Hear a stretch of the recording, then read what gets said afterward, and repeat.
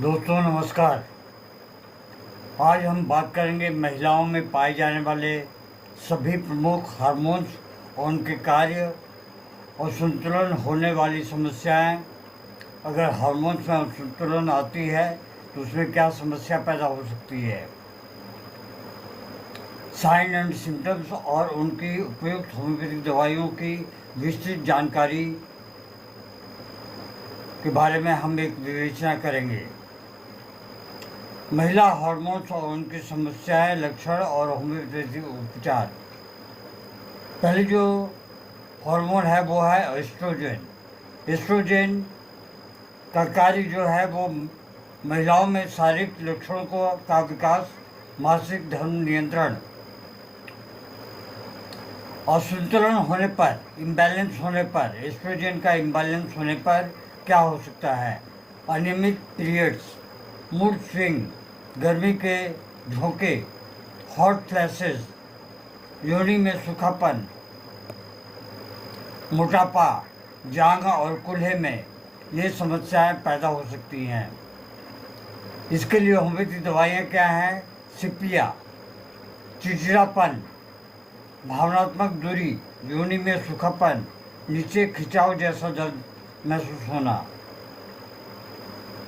अगली जो दवा है वो है लैकेसिस, ज़्यादा बोलने वाली, गर्मी से परेशानी। ज़्यादा बोलने वाली औरतें होती हैं लैकेसिस की, और गर्मी में परेशानी होती है, गर्दन पर कपड़े सहन नहीं कर पाती। पलसिटला, भावुक स्त्रियां, बार बार लक्षण बदलना, पीरियड्स में अनियमितता, ये जो है पलसिटला के लक्षण हैं। प्रोजेस्टेरोन कार्य, गर्भधारण को बनाए रखना, गर्भाशय को तैयार करना, ये जो है प्रोजेस्टेरोन हार्मोन का मुख्य कार्य है। और संतुलन होने पर क्या हो सकता है? गर्भपात की आशंका हो सकती है, पीरियड से पहले स्पॉटिंग, प्री मेंस्ट्रुअल सिंड्रोम और गर्भधारण में कठिनाई जो है काफ़ी हद तक हो सकती है। इसके लिए होम्योपैथिक दवाइयाँ क्या हैं? पहली जो दवा है वो है नेट्रम्यूर, चुप रहकर दुख सहने वाली महिलाएं, सिर दर्द, अनियमित पीरियड्स। अगली जो दवा है वो है सिमिसिफुगा, गर्भाशय में ऐंठन, मानसिक अवसाद। ये सिमिसिफुगा के मुख्य लक्षण हैं। साइक्लामेन, चक्कर के साथ देर से आने वाली मासिक धर्म। मासिक धर्म तो आती है लेकिन काफ़ी हद तक जो है चक्कर भी आते हैं। फॉलिकल स्टिमुलेटिंग हार्मोन कार्य, अंडाशय में अंडाणु एग विकसित करना, ये इसके मुख्य कारण हैं फॉलिकल स्टिमुलेटिंग हार्मोन के। और संतुलन होने पर क्या क्या हो सकते हैं? पीसीओएस, पॉलीसिस्टिक ओवरी सिंड्रोम, अंडाणुओं का ना बनना, बांझपन, इनफर्टिलिटी इत्यादि।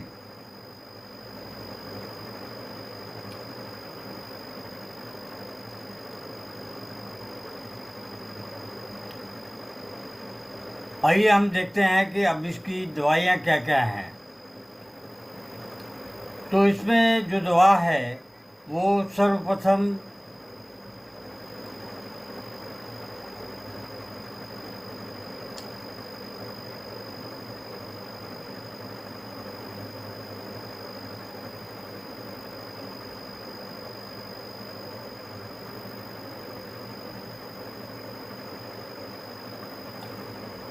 आती है ओफोरिनम, अंडाशय की समस्या, पीसीओएस में विशेष उपयोगी। ओफोरिनम औषधि के ये मुख्य लक्षण हैं। एपिस मेलिफिका, अंडाशय में सूजन, डंक जैसी जलन। एपिस मेलिफिका के ये मुख्य लक्षण हैं।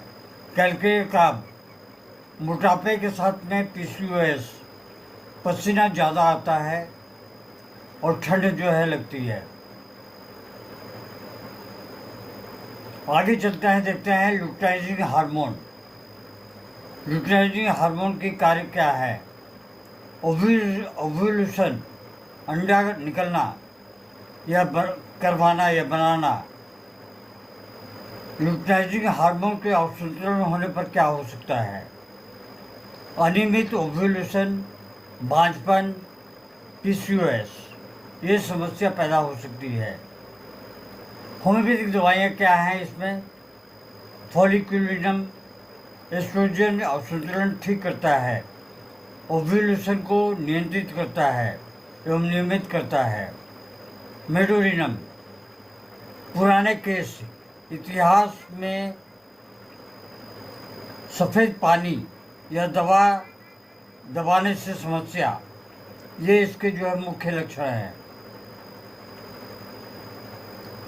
प्रोलैक्टिन कार्य क्या है? प्रोलैक्टिन का स्तन में दूध का पैदा करना, दूध उत्पादन करना बच्चा होने के बाद में। असंतुलन होने पर क्या क्या हो सकते हैं?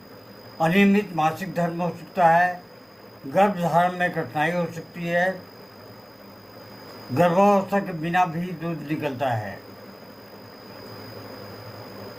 इसकी होम्योपैथिक दवाइयाँ क्या हैं? आइए देखते हैं।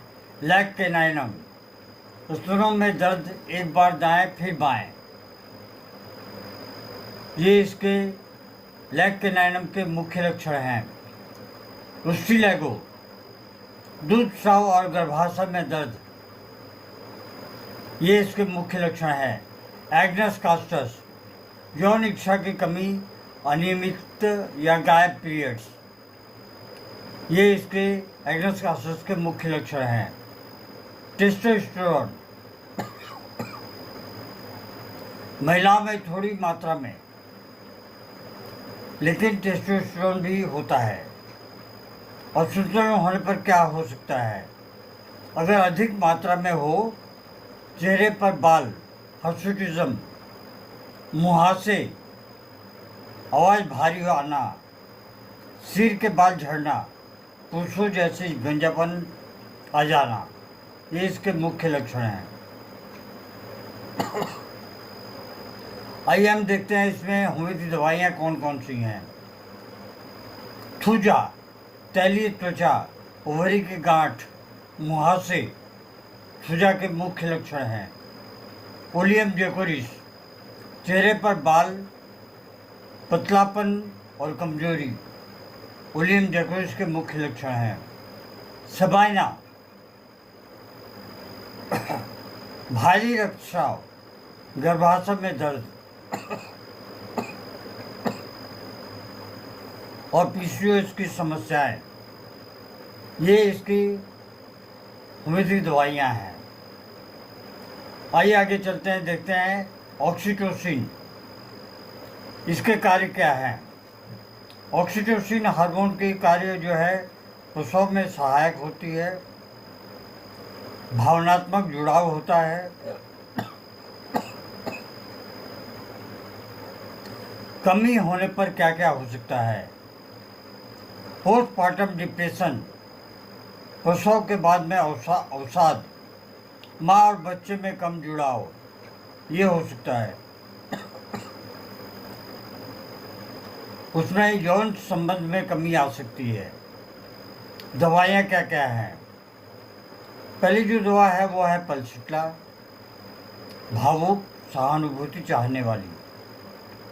सिपिया, परिवार से दूर भावनाएं, उदासी, प्रसव के बाद भी उदासीनता बनी रहती है। T3 T4,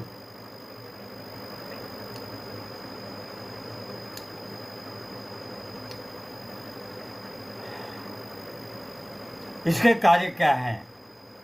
मेटाबॉलिज्म, शरीर का ताप और ऊर्जा नियंत्रण, पीरियड्स पर प्रभाव, इसके असंतुलन होने पर